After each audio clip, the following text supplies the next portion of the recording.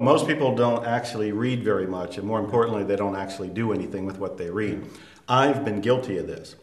I went back to see my parents just a month or so ago, and I found a box that had books that I had bought in the 1970s. And there was a copy of Think and Grow Rich by Napoleon Hill, one of the greatest self-improvement books of all time. I read it in 1976. Because on the inside cover it said, Joe Vitale, 1976. I signed that copy of the book. And apparently, I didn't do any of the exercises. I didn't actually study the book. I didn't actually implement the book because for the next 10 years, I was broke. Now that I know that when you buy a self-improvement book, you're supposed to read it, use it, and keep going back to it. When you do, that's when you have success. That's when you have improvement. But even I, 1976, I said I read the book, but I didn't use it.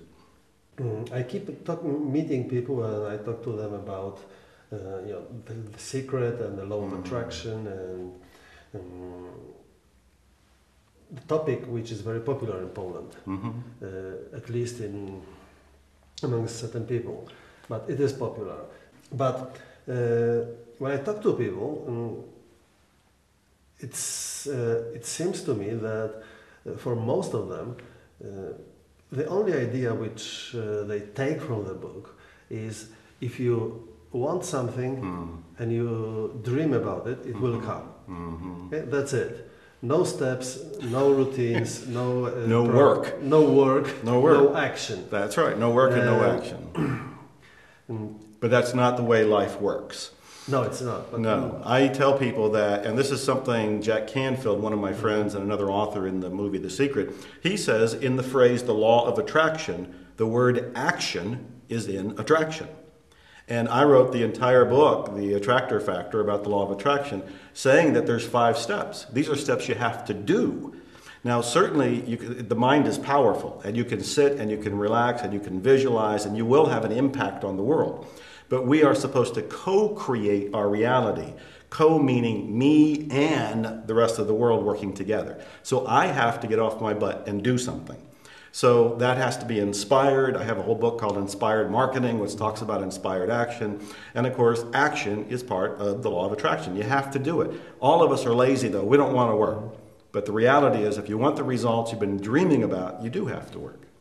You are one of the very few people I know who are interested and who are experts in such apparently different fields, like internet marketing and zero limits, Ho'oponopono, and everything in between what connects those two topics. Well, I call myself a spiritual marketer, or a metaphysical marketer, if you will, because I have a foot in the spiritual world and I have a foot in the marketing world. And I think putting them both together is what ends up creating so many results. I've written 51 books so far. I am in about 15 movies. I am traveling all over the world, speaking and so forth. I'm able to do this is because I am a spiritual being taking action in the real world. As long as I do both of those, I can accomplish a lot, be very happy, be very wealthy, be very healthy, and all works. But this isn't just me. This works for you, as you know. It works for anybody else that would apply this. Because that's one of the things I really like about your work. The first time I heard of you or heard your name was through Mark Joyner's site that started all this, and I did all what you wrote about, and it gave me results, like good marketing results. I changed my marketing.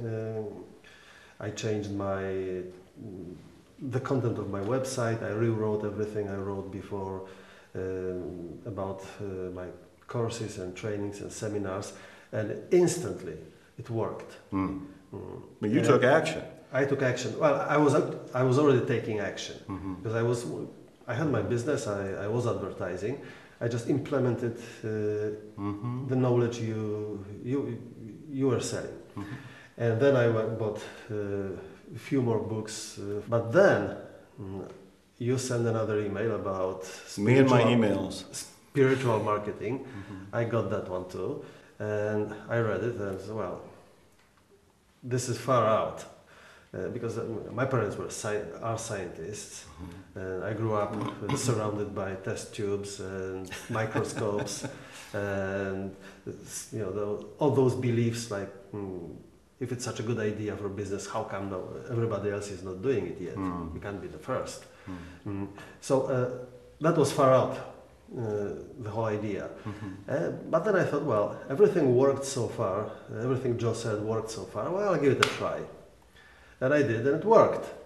So then I got involved, interested, and I found out there was more to it. And also it nicely fit my previous experiences. And that's how it started for me. And I think for many people as well.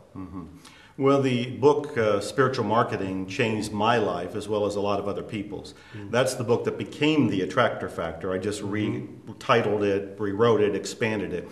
And it became the Attractor Factor. And that book is hands down my #1 bestseller out of everything I've ever written. It is the book that got me into the movie The Secret. I was invited to be in the movie because of that book.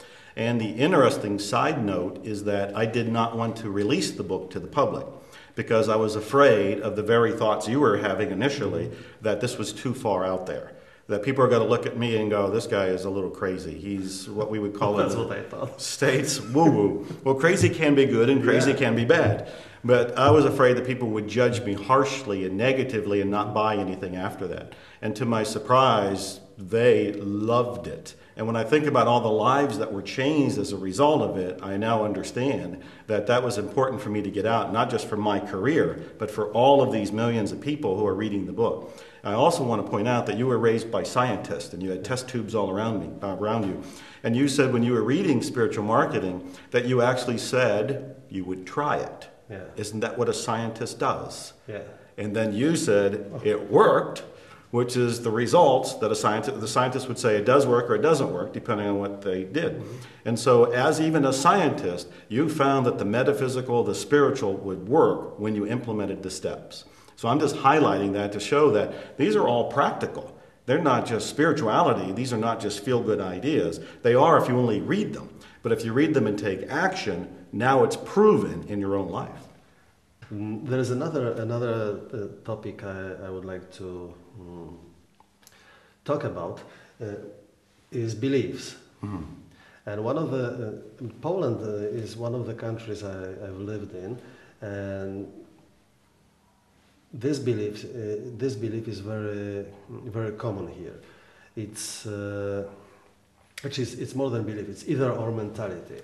Like you can be either spiritual or materialistic. You can either go for care for money or for spiritual development. You can be either rich or good. And there is a very common sentence in many families.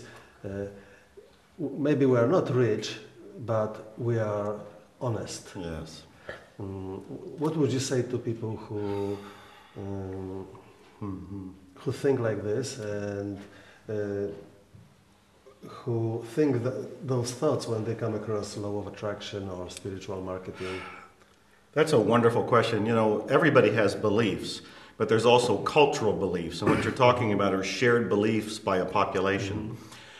And once they realize that it's a belief and not a fact, they can start to separate from it and understand that they have a choice. Do they want to continue believing it, or do they want to believe something more empowering?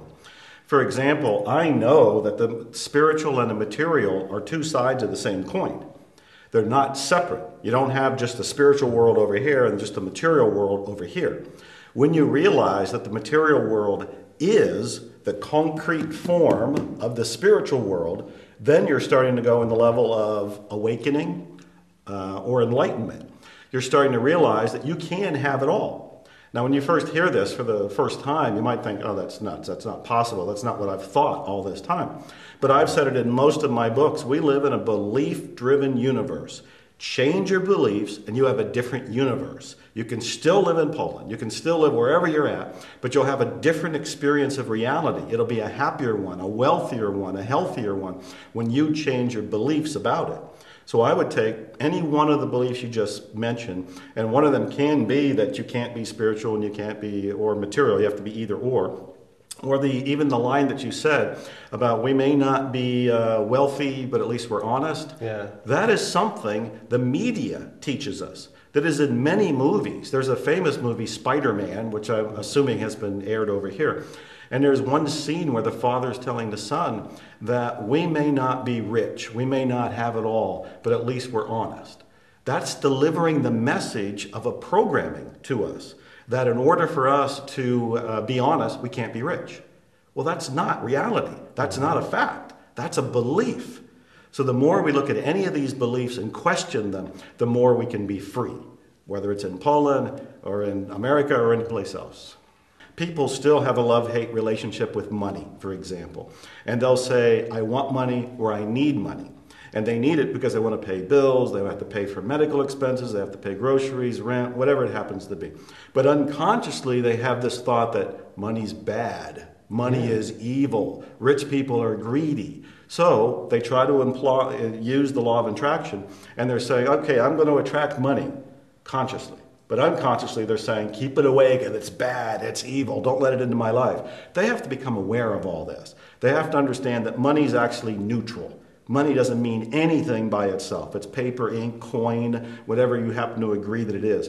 But it's a useful tool to get a lot of good things done.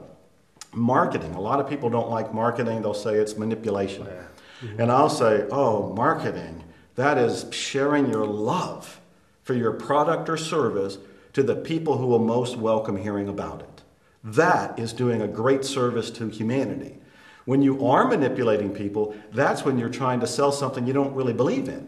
If you have a product or service you don't believe in and you're trying to manipulate people to buy it, that's in the negative side. But if you have a product or service, like I believe in my books, so I have a product or service I believe in, and I tell the world, as I'm doing right now, I'll let people film me as I talk about it. Why? Because I'm excited, because I believe in it, and I know this will make a difference to the people who welcome it and buy it. So you have to understand there's a lot of work to do to deprogram the mind that has been programmed to think in a limited way.